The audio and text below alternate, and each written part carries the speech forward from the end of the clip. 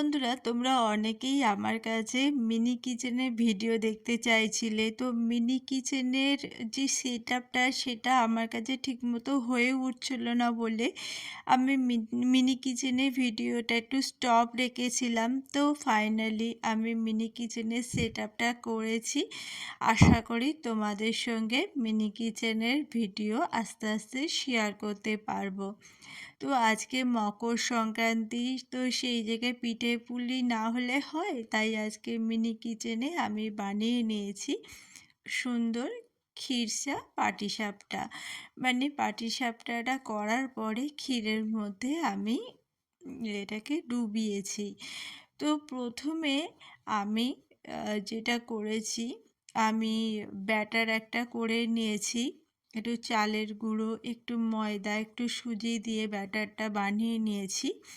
আর এদিকে আমি নারকেলটাও একটা ছাই মেরে রেখেছি। তো যেহেতু ভিডিওটা বেশি বড় হয়ে যাবে, সেই জন্যে আমি সেগুলো আর দেখাইনি। তো আমি আস্তে আস্তে পাটিসাপটাগুলো তোমাদের সামনেই করে দেখিয়ে দিচ্ছি। দেখো কতটা সুন্দর পাটিসাপটা হয়েছে আমার এই মিনি কিচেনে। তো প্রথমে আমি একটা এরম করে আস্তে আস্তে পাটিসাপটাগুলো এক এক করে সব বানিয়ে নিলাম। আর দেখো কতটা সুন্দর হয়েছে পাটিসাপটা। আমি ভাবতেই পারিনি এতটা সুন্দরভাবে এখানে পাটিসাপটাটা করতে পারবো।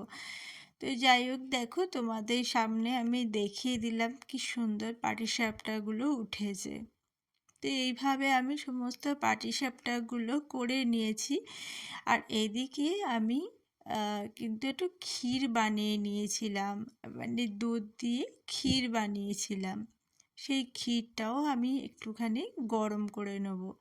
তো দেখো আমার না পাটিসাপটাগুলো হয়ে গেছে দেখো।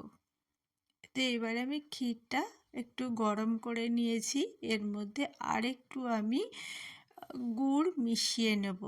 দেখো একটু গুড় মিশিয়ে নিচ্ছি। তো বন্ধুরা, যদি আমার মিনি কিচেনটা তোমাদের ভালো লাগে তাহলে অবশ্যই লাইক, কমেন্ট আর শেয়ার করে দিতে ভুলো না। আর তোমাদের ভালোবাসায় আমি আস্তে আস্তে এগিয়ে যেতে পারছি। আর আস্তে আস্তে আশা করি তোমাদের সামনে মিনি কিচেনের ভিডিওগুলো নিয়ে আসতে পারবো, কারণ আমি ফাইনালি একটা সেটআপ করেছি।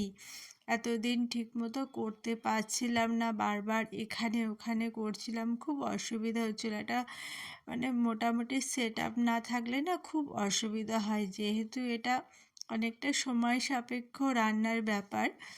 তো দেখো আমার কিন্তু ফাইনালি ক্ষীর পাটিসাপটা রেডি হয়ে গেছে। তো কেমন লাগলো তোমরা অবশ্যই কমেন্ট সেকশনে জানিও। ধন্যবাদ ভিডিও দেখার জন্য।